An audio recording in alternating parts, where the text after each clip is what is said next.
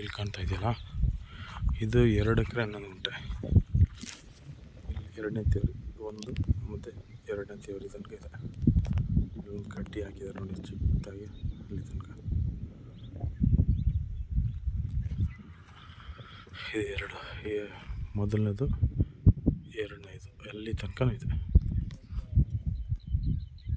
ಅಲ್ಲಿ ಮುಂದೆ ಉಳುಮೆ ಮಾಡಿದಾರಲ್ಲ, ಅಲ್ಲೊಂದು ಮರ ಕಾಣ್ತಾ ಇದೆ ನೋಡಿ, ಅಲ್ಲಿ ತನಕ ಇದೆ 2 ಎಕರೆ 11 ಗುಂಟೆ. ಅದು ಹಂಗೆ ಬಂದರೆ ಹಿಂಗೆ ಬರ್ತದೆ ಸ್ಕ್ವೇರ್ ಆಗಿ.